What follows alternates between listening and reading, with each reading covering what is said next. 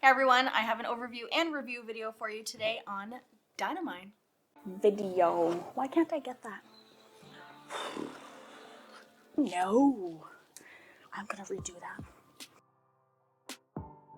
So in Dinamine, you are a miner. You're building up your mine and you're searching for gems. Now this game was sent to me by Ndeeh Games, so thank you very much to them for sending this game for me to review for you guys. This is a prototype copy and it is on Kickstarter now, so go ahead and take a look at that link down below if you like this game. So before we start, my name is Krissy and this is my channel 2sheep1wheat. If there is a game out there that you would love for me to review, please let me know what that is down in the comments below. Like this video, and of course go ahead and subscribe if you are not already. So anyways, let's go ahead and take a look at what this mine is all about. So this is what it looks like. There is a bit of setup here, but these are the tunnel cards for your mine. This is your mine entrance that each player gets to start with. Each player also gets a mission card. Mission cards are just extra points if you can complete them at the end of the game. We have these tiles right here. These are depth markers, so for how far down your mine goes, you can keep track of them like that, and you'll be collecting points for how deep you go. Then there are extra mission cards and item cards right here in this deck for people to collect in the game whenever they roll a 1 on the die. So this game is all about building your mine and collecting those jewels. So the way you win this game is by having the most valuable mine, so the most jewels and however many points that you can collect within your mine within 10 rounds. So setup here does look like a lot, but it is quite easy. So we have these tiles right here. These are just the letter tokens, and this is going to show you which tiles go where based on the color of the gems here, of these jewels. So you can place them all like that. And then we have the dice tokens up here, and that just shows you which way they go. So this is a 1 and a 2, and this one would be a 3 and a 4, and this one goes to 5, and this one does go to 6. So it'll show you exactly how you're placing your tiles, and then once you've placed them all like that, then they get flipped over for everybody to see. Now when you're placing these ones, you want to make sure that the die symbol is at the top right corner, because you cannot move these any way that you want. They have to be placed in your mine this same way so that everything can connect properly.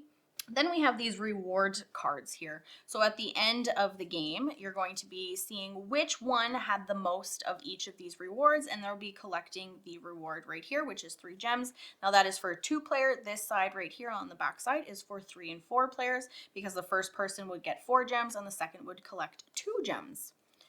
So we have those, and then we also have these +1 markers here. Now some of these tiles here have the +1. Now the +1 in this game is just adding an extra number to your die that you rolled. So essentially whenever you're rolling the die, that is your purchase points, so your construction points.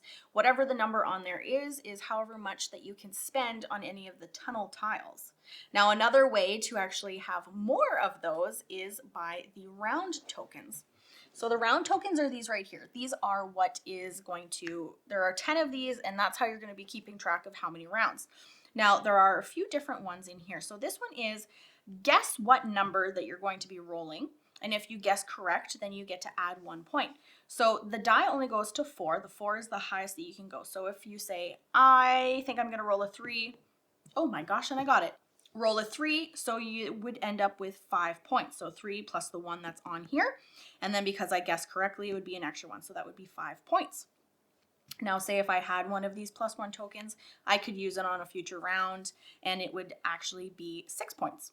So then whenever you're purchasing or constructing one of these tunnel tiles here, you can either select the same number tile or any below it, or say we had 6, we could either purchase this one here for in the 6 column, or we could purchase 2 from the 3, or we could purchase 6 ones, which you wouldn't really be able to because they only have 1 entrance and no exits. So it doesn't matter how many tiles that you actually purchase, there's no need to buy the exact same one and only one of that one. So that is one of the round tokens. All of them are different. This one would be +3 points, so then this would be 6. And then this one would also be 6, but it would allow you to move a tile. I'll talk a little bit more about that. This one is 6, 2, 2, 4, 4. This one again would give you 2 and would let you move a tile. And this one would be 1, and you can re-roll it, and if you do, you get +1. So you would end up with both of these. Now you're hoping to get a higher number, so if you roll a 1, this is a perfect one to do that on. So now throughout your rounds, while you're constructing these tunnels and placing them on your mine entrance right here, you have to place them so that they all make sense. You're placing them all the correct way. So if you're just placing them and doing something like this, let's just say, and let's go ahead with this one over here. You can place them wherever you want. And then so this would be level 1, level 2, and that's how much we have built so far. We could add one of these. You can't place anywhere it's going to close anything off. Now, let's say we add, let's go with this one here. And we end up getting this one that says move a tile. And there is a tile too, one of the tunnel tiles that will allow you to move a tile. Now when you purchase this one, you have to place this one and then move a tile.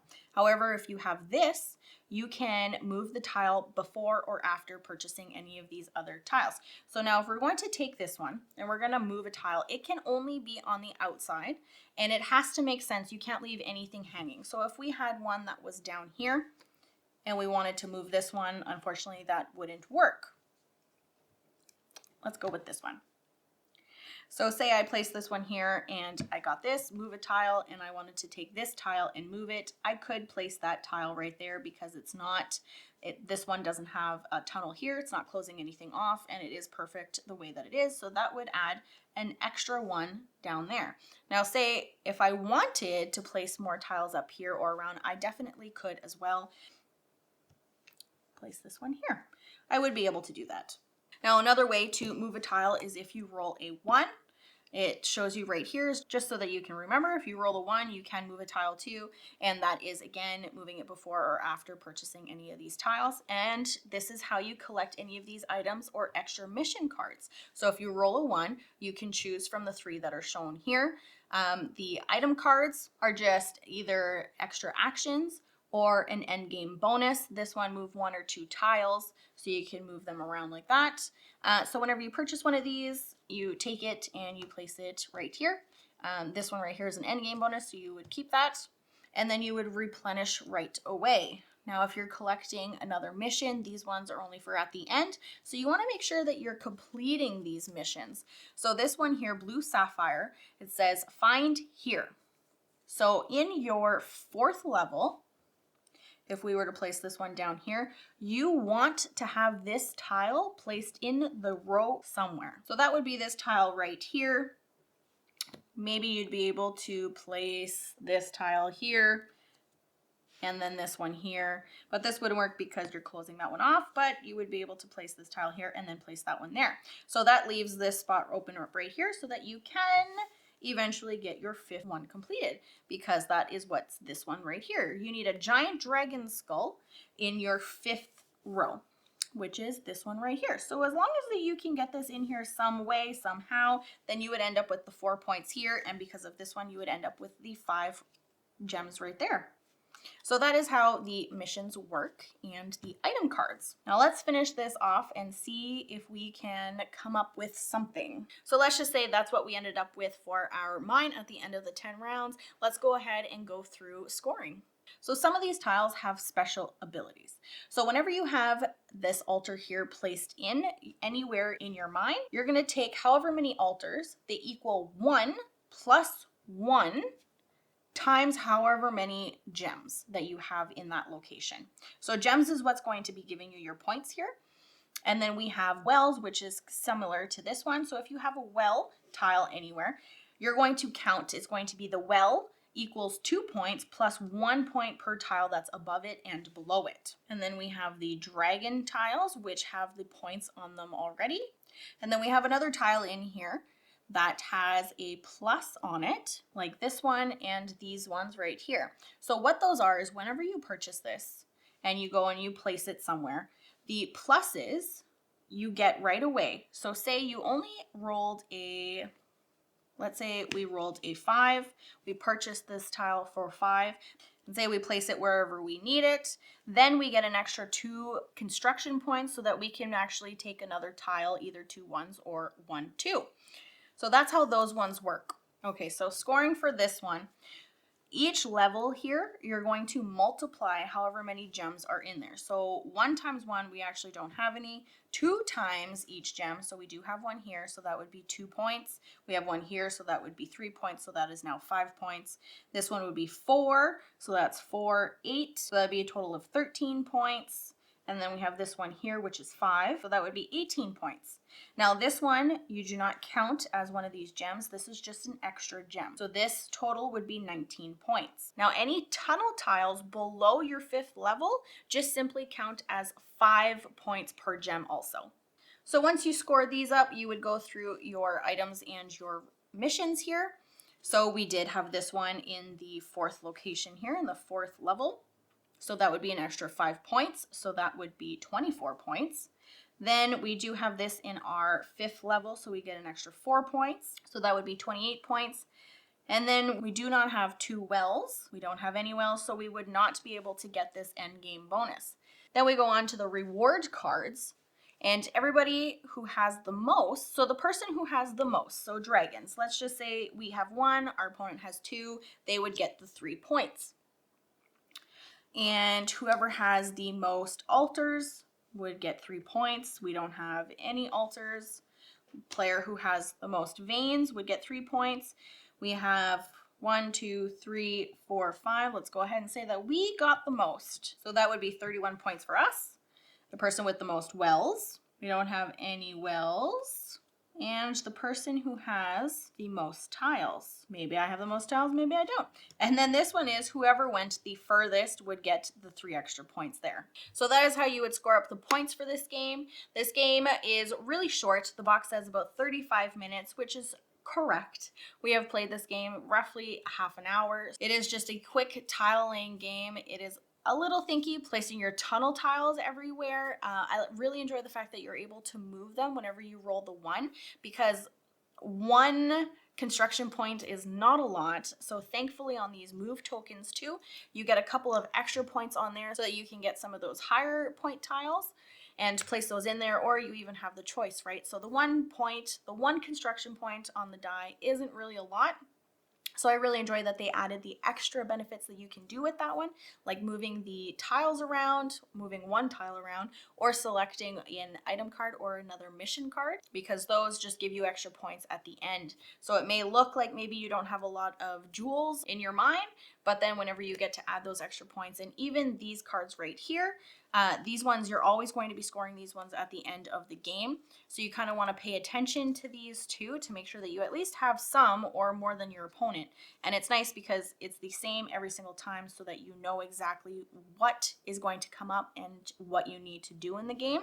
And because all of your tiles are placed open, your mines are completely visible so that you can kind of see if your opponent is playing some of those really good ones, the altars, the baths, the dragons. So you can see if they're playing those ones so you can kind of catch up, and hopefully you can get some of those points at the end of the game too. And being able to move your tiles around is really, you need to, because sometimes you end up messing up and you kind of close yourself off, because a lot of these tiles here that give you the extra bonus or benefits on them are all closing ones. So allow you to move them and move everything around so that you can even come down lower, because the lower that you go, the more that your jewels are worth. So having them pass here, they're just always consistently 5 points.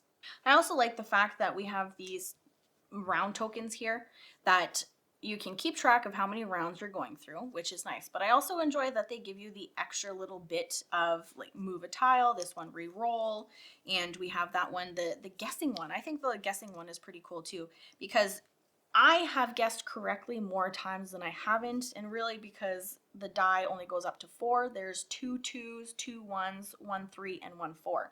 So the more I've guessed it more times than I haven't. So I like that.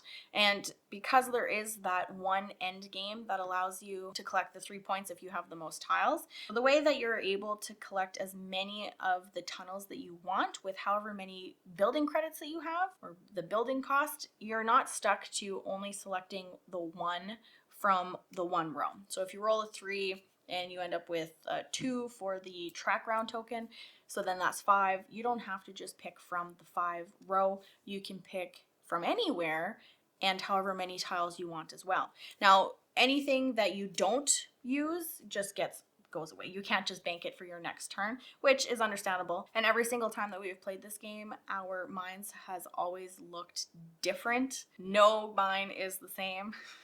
And again, this is a Kickstarter, so some of the things that you see here may change. So I really enjoy this game. It's a really nice tile laying game.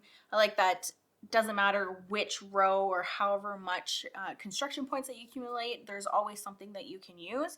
And I enjoy the fact that you can't rotate the tile. You have to place it the way that it is. So it makes it a little bit more difficult if you didn't actually roll the number that you wanted, if something over here, but every single row has basically the same shape, so there's always something that you're able to place into your mind, which is nice. And it might not be the one that you want, however, it comes in handy whenever you roll the 1 or if you get the move tile round. So things are always moving around. You're not just stuck with what you have. You can move things around, which is really nice. I like the artwork on the cards. I really enjoy the artwork that are on the tiles as well. It definitely looks like a mine. It gives the feel for it too.